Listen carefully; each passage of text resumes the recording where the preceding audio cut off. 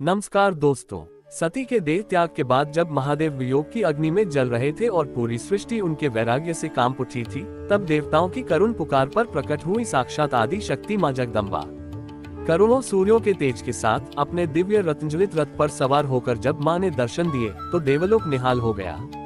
आज की कथा में हम जानेंगे कि कैसे देवी उमा ने देवताओं को सांत्वना दी और महादेव के साथ पुनर्मिलन के लिए हिमालय की पुत्री के रूप में जन्म लेने का वचन दिया। ये प्रसंग न केवल भक्ति से भरा है बल्कि शिव और शक्ति के अटूट प्रेम का प्रमाण भी है। आइए इस लौकिक दृश्य का अनुभव करते हैं।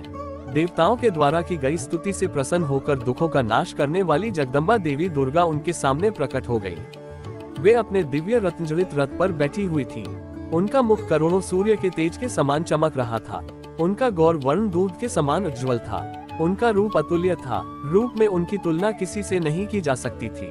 वे सभी गुणों से युक्त थी। दुष्टों का संहार करने के कारण वे ही चंडी कहलाती हैं। वे अपने भक्तों के सभी दुखों और पीड़ाओं का निवारण करती हैं। देवी जगदम्बा पूरे संसार की माता है। वे ही प्रलय काल में समस्त दुष्टों को उनके बंधु बांधवों सहित घोर निद्रा में सुला देती हैं। वही देवी उमा इस संसार का उद्धार करती हैं। उनके मुखमंडल का तेज अद्भुत है। इस तेज के कारण उनकी ओर देख पाना भी संभव नहीं है। तब उनके अमृत दर्शनों की इच्छा लेकर श्रीहरि सहित सभी ने स्तुति की। तब उनके अमृतमय स्वरूप को देखा। उनके अद्भुत स्वरूप के दर्शनों से सभी देवता आनंदित होकर बोले, हे महादेवी, हे जगदम्बा, हम आपके दास हैं। आपकी शरण में हम बहुत आशा से आए हैं। कृपा करके हमारे आने के उद्देश्य को समझकर हमारे मनोरथ को पूर्ण कीजिए।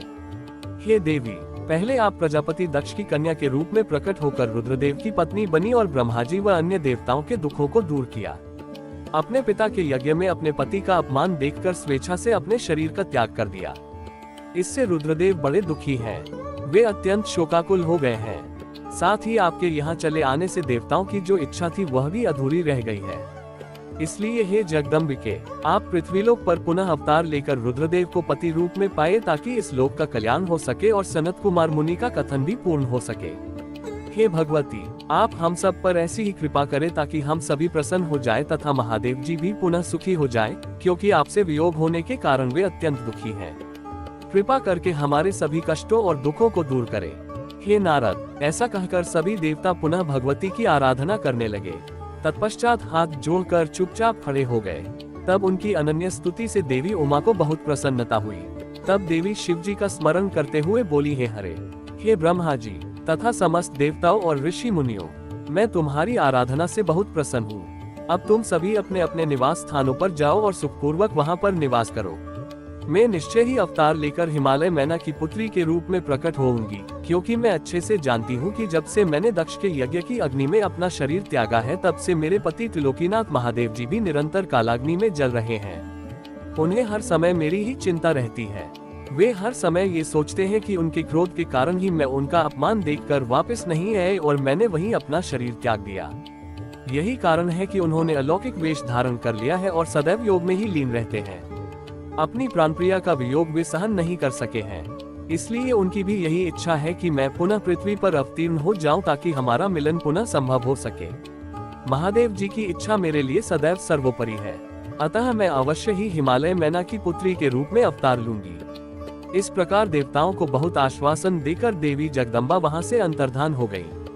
तत्पश्चात श्रीहरि व अन्य देवताओं का मन प्रसन्नता और हर्ष से खिल उठा। वे उस स्थान को जहां देवी ने दर्शन दिए थे अनेकों बार नमस्कार कर अपने अपने धाम को चले गए। इस प्रकार देवी जगदम्बा के आश्वासन ने देवताओं के भय को दूर किया और महादेव के एकाकी जीवन में आशा की एक नई किरण जगाई। अगर माँ दुर्गा और महादेव की यह पावन कथा आपके हृदय को छू गई हो तो इस वीडियो को लाइक और शेयर जरूर करें। सनातन धर्म की ऐसी ही अनसुनी और प्रेरणादायक कथाओं के लिए हमारे चैनल को सब्सक्राइब करना न भूलें। दोस्तों, अब आपकी बारी है। आप अगली वीडियो किस भगवान या देवी देवता पर देखना चाहते हैं और आप अगला वीडियो लॉन्ग देखना चाहेंगे या शॉर्ट, ये हमें कमेंट बॉक्स में लिखकर जरूर बताएं। आपके सुझावों का हमें बेसब्री से इंतजार रहेगा। तब तक के लिए महादेव और माता रानी की कृपा आप पर बनी रहे। मिलते हैं अगले वीडियो में। हर हर महादेव।